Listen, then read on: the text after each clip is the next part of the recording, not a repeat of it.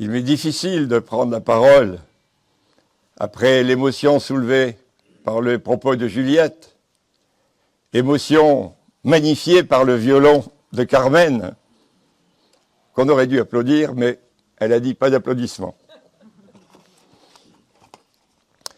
Vous avez entendu déjà l'expression « enfant caché ». Vous avez entendu également l'expression « juste parmi les nations ». Que signifie « enfant caché » ? Derrière les mots se cache en fait un concept relativement récent. On qualifie d'enfants cachés les jeunes juifs nés entre 1924 et 1944. Si vous calculez par rapport aux dates de la guerre, vous comprendrez pourquoi ces dates, quand on sait que la majorité à l'époque était à 21 ans. Ces enfants vivaient dans des pays sous occupation allemande durant la Seconde Guerre mondiale.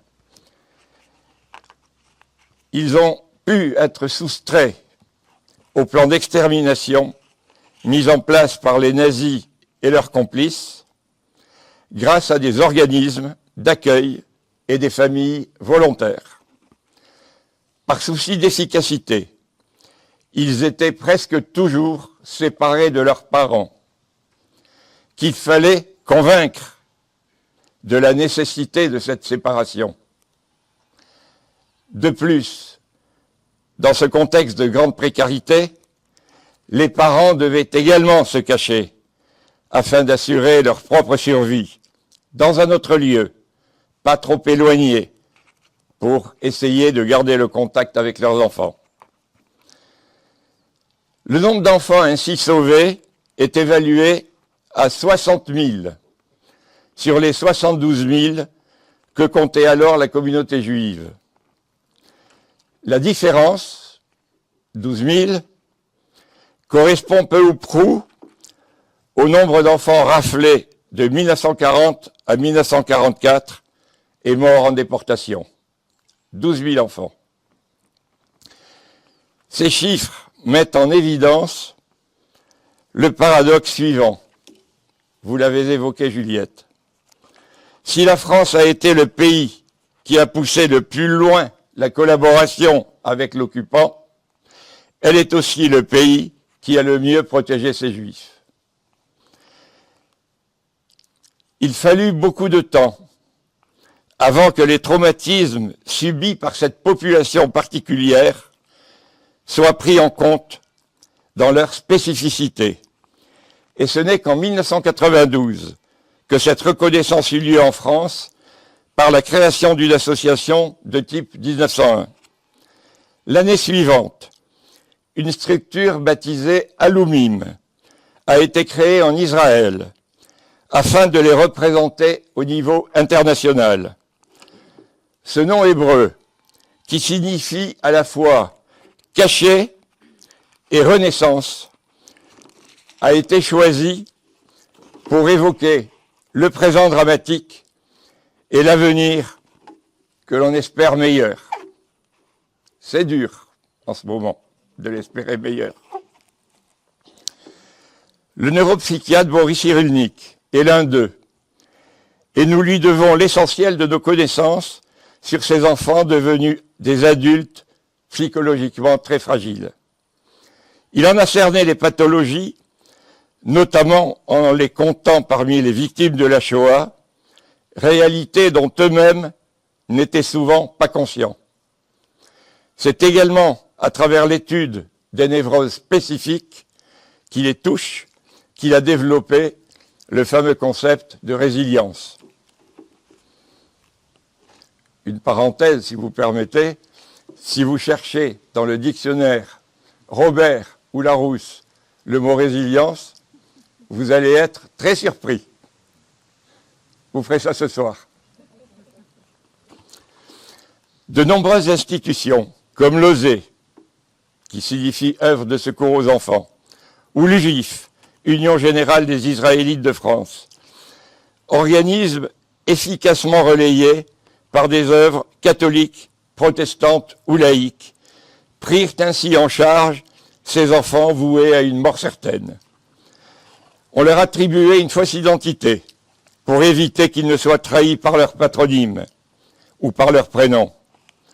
Un ingénieux système de carnets secrets détenus par 3 personnes différentes permettait, lorsqu'ils étaient réunis, de savoir quel enfant était hébergé, où et sous quelle identité. Un carnet seul, en revanche, ne permettait pas de remonter jusqu'aux enfants. Je vous laisse imaginer la déstabilisation que le changement d'identité pouvait entraîner chez des individus déjà fragilisés par leur jeune âge, la faim, la précarité, la solitude, la séparation de leurs parents, etc., etc. Au cours de la guerre, beaucoup de jeunes juifs perdirent leurs parents, la plupart du temps assassinés dans les camps de la mort. Leur désarroi grandissait au fur et à mesure que le temps passait, y compris après la fin des hostilités, quand la situation se normalisait. La vie d'après, c'est comme ça qu'on l'appelle, la vie d'après fut difficile pour tous, y compris pour ceux dont les parents survécurent. Nous en avons pour preuve les nombreux témoignages de ces jeunes adultes. Une de leurs caractéristiques, c'est le refus de la réalité. Mes parents sont vivants, j'en suis sûr. Ils vont venir me chercher.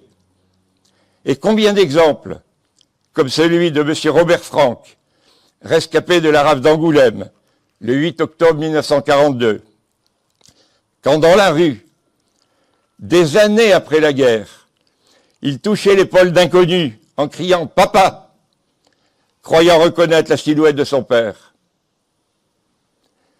Mais il y eut pire. Lorsque, par chance, les familles se reconstituaient, les rapports étaient très difficiles. Les enfants avaient vécu la séparation comme une trahison et ils ne pouvaient plus faire confiance à leurs parents. Les rapports familiaux furent difficiles. Ce n'est que plus tard, beaucoup plus tard, quand devenus parents à leur tour, qu'ils percevaient leur vécu de manière différente. Mais le mal était fait, et de longues années avaient été gâchées. C'est aussi cela la Shoah, des souffrances à retardement et transgénérationnelles. Permettez-moi de vous livrer 2 témoignages qui m'ont particulièrement ému. Le premier est celui d'une jeune fille qui s'appelle Larissa. Un jour, je reviens de l'école. Des gens me disent « Mado ». Pourquoi Mado quand on s'appelle Larissa? Peu importe. « Viens vite, Mado, devine qui est là ». Et moi, je dis tout de suite, spontanément, « C'est maman ». Mais non. C'est un homme tout maigre, rabougri, qui manifestement sortait d'un camp. C'était mon père. Le voir ainsi m'a dégoûté. Mon père, c'était tout autre chose. C'était un bel homme, fort. Je ne me suis jamais remise de cette blessure. Mon père sanglotait parce qu'il était heureux. Plus il sanglotait, plus j'étais dégoûté. Second témoignage, un jeune garçon, je pense, un jeune garçon, peu importe d'ailleurs, qui s'appelle Lou. Ma mère est venue me voir à l'orphelinat. Elle avait été soignée. Ses cheveux avaient poussé et elle avait repris son poids normal. Je n'ai pas gardé un bon souvenir de sa visite parce que j'étais gêné vis-à-vis des autres enfants d'avoir encore une mère. Elle s'est assise près de moi dans le réfectoire. Elle a mangé. J'ai mangé. Je ne me souviens pas avoir échangé le moindre mot avec elle. À la fin du repas, j'ai vu qu'elle ramassait toutes les miettes avec son doigt humide. J'ai été offusqué par son geste. Les enfants ne supportent pas que les parents n'aient pas une conduite exemplaire. J'ai souhaité qu'elle s'en aille assez vite. C'est d'ailleurs ce qu'elle a fait. Fin du deuxième témoignage. Les enfants cachés, on le voit, sont une catégorie sociale à part. Tout ce qui précède l'atteste. Comment se reconstruire et vivre heureux après un tel vécu? Certains réussirent, à force de volonté, de travail sur eux-mêmes et de séances chez le psy. Pourtant, cette vie en apparence normale n'a généralement pas fait disparaître les symptômes, j'ai failli écrire fantômes, les symptômes du passé. Une porte qui claque et qui déclenche une frayeur disproportionnée. Impossible de trouver le sommeil avant d'avoir vérifié au moins 10 fois que toutes les ouvertures sont bien verrouillées. Ranger ses vêtements au bord du lit, à portée de main, afin de s'habiller très vite si nécessaire. Provision de nourriture excessive. Ça aussi, vous l'avez évoqué, Juliette. Boris Cyrulnik, permettez-moi de le citer une deuxième fois, a observé et affirmé que la réussite sociale des alumnimes en particulier, mais plus généralement des personnes qui ont été déportées, était partie intégrante de leur névrose. La réussite sociale qui permet la sécurité est inconsciemment une obsession chez ces gens qui ont eu un tel vécu. On le comprend. Mais quelle vie! Voilà, mesdames et messieurs, ce que sont les enfants cachés de la Shoah. Nous considérons qu'ils eurent de la chance parce qu'ils ont survécu. Mais nous l'avons vu, la vie d'après a été, à de rares exceptions près, très difficile. Ils ont en commun, ces enfants cachés, la chance d'avoir croisé le chemin d'un juste.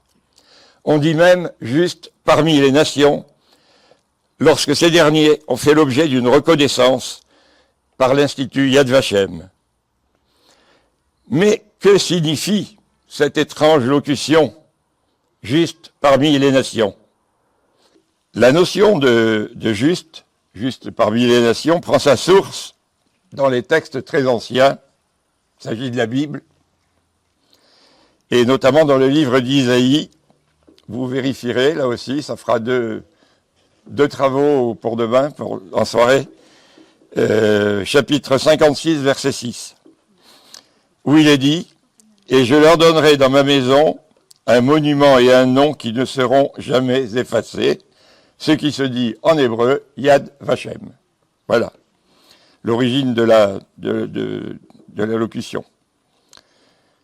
C'est pour moi l'occasion de rappeler quelles sont les missions de Yad Vashem et de son bras séculier sur le territoire national qui s'appelle le Comité français pour Yad Vashem, que j'ai l'honneur de représenter devant vous ce soir. Il s'agit d'identifier et d'honorer toutes les victimes de la Shoah, plus grand crime de masse commis au XXe siècle. Il s'agit de reconnaître tous les actes d'héroïsme, de révolte et de sauvetage se rapportant à ce crime, la Shoah donc. Troisièmement, enseigner aux jeunes générations cette histoire comme une balise d'avertissement contre la haine, contre le racisme, l'antisémitisme et toutes les formes de génocide à travers le monde. Enfin, il s'agit de rendre hommage aux justes parmi les nations. Le mémorial Yad Vashem, qui est situé à Jérusalem, sur les collines du Souvenir, a été fondé en 1953 par quelques rescapés des camps afin de répertorier et de rendre hommage aux victimes de la Shoah. 10 ans plus tard, en 1963, cet hommage a été élargi à celles et ceux qui ont permis que de nombreux Juifs échappent à la mort. Ceux-là, et ceux-là seulement, on les appelle les justes parmi les nations. Ce sont des hommes et des femmes qui, dans la discrétion et sans contrepartie, ont caché, protégé et sauvé hommes, femmes, enfants, pourchassés pour le seul crime d'être nés juifs.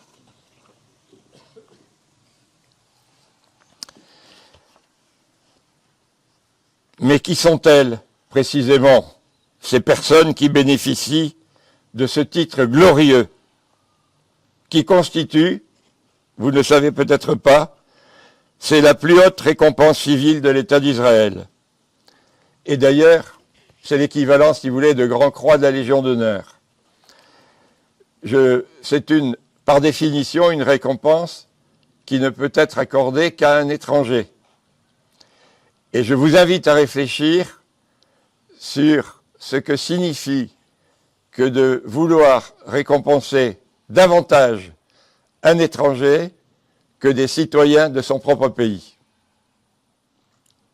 Ça sera le troisième sujet de réflexion. Voilà la définition des justes que je livre à votre réflexion. On peut en imaginer d'autres, mais c'est la mienne. Les justes sont des personnes de toutes conditions qui savent d'instinct distinguer le bien du mal. C'est tout à fait le sujet du jour, n'est-ce pas? Ils ont choisi le bien au nom des valeurs humaines universelles dont ils étaient imprégnés. Par leurs actions courageuses, ils ont donné au mot fraternité, troisième volet du triptyque républicain, son sens le plus absolu. Leur motivation était d'inspiration religieuse pour les uns, laïque pour les autres, mais tous se rejoignaient sur un point: mettre un terme à la barbarie dont ils étaient les témoins. Par leur action, ils ont largement contribué à sauver l'honneur de la France. Ils sont 26 reconnus en Charente, mais nous savons qu'il en existe beaucoup d'autres qui ne seront jamais identifiés, tant la discrétion de leur action a été grande, ou bien parce qu'après la guerre, tout le monde voulait oublier cette sombre période et reprendre une vie normale. Une petite parenthèse, si vous le permettez. On a beaucoup évoqué l'attitude ambiguë de l'Église catholique au cours de cette période. Mais depuis la fin de la guerre, les historiens ont eu le temps d'affiner leurs connaissances. Il apparaît aujourd'hui que, contrairement aux idées reçues, non seulement de nombreux curés ont pris des risques pour sauver des enfants ou des familles juives, mais c'était souvent avec l'accord actif de leur hiérarchie. En effet, plusieurs évêques, et non des moindres, ont été heurtés dans leurs convictions catholiques par la barbarie des nazis et de leurs complices français. C'est vrai d'ailleurs dans d'autres pays européens. Ils se sont mobilisés pour le sauvetage des Juifs. Ils ont pour nom Monseigneur Jules Giraud à Liège, archevêque de Toulouse. Monseigneur Pierre-Marie Théas, évêque de Montauban. Monseigneur Paul Raymond, évêque de Nice. Accessoirement, oncle de l'historien, si vous connaissez René Raymond. Et Monseigneur Pierre Gerlier, prime des Gaules, donc évêque de Lyon. Et d'autres encore, moins connus, mais tout aussi efficaces. Le pape Pie XII, lui-même, critiqué pour son silence, avait transformé une aile de sa résidence d'été de Castel Gandolfo en maternité pour les femmes juives sur le point d'accoucher. Qui le savait parmi vous? Il y en a quand même deux. Mais je leur avais dit avant. Donc...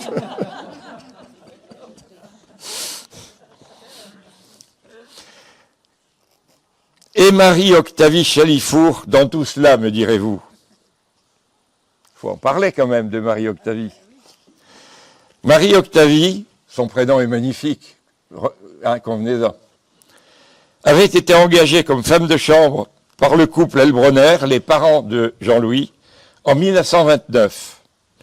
C'était une famille de banquiers aisés qui vivait dans un château près de Chantilly. Elle a donc connu Jean-Louis dès sa naissance. Et quand les années terribles sont arrivées, c'est tout naturellement qu'elle s'est proposée pour le cacher, lui d'abord, mais tous ses proches également. Comme beaucoup d'autres, elle a œuvré dans la discrétion pour sauver des vies. Elle a été pour Jean-Louis une seconde maman et n'a pas hésité à se mettre en danger pour le protéger. Pour des raisons encore obscures, elle n'a pas été élevée au rang de juste parmi les nations. C'est un point sur lequel il faudra qu'on travaille. D'ailleurs, elle ne le souhaitait pas, considérant qu'elle n'avait fait que son devoir d'être humain. Cela donne encore plus de panache à son action et à son courage. Ainsi sont les justes, des gens simples, dont les valeurs morales sont bien ancrées dans l'inconscient. Comme cela a déjà été souligné, croyants ou laïcs, tous étaient révoltés par la barbarie qui se déroulait autour d'eux. Ils ont réagi conformément à leurs convictions. Ils se sont mis en danger pour sauver des vies, obéissant sans le savoir à cette vieille parabole talmudique. Qui sauve une vie, sauve l'humanité tout entière. Mesdames, Messieurs, s'il est une chose à retenir dans mon propos, c'est cette maxime. Qui sauve une vie, sauve l'humanité tout entière. Pensez-y, quand les circonstances de la vie vous placeront devant un choix difficile.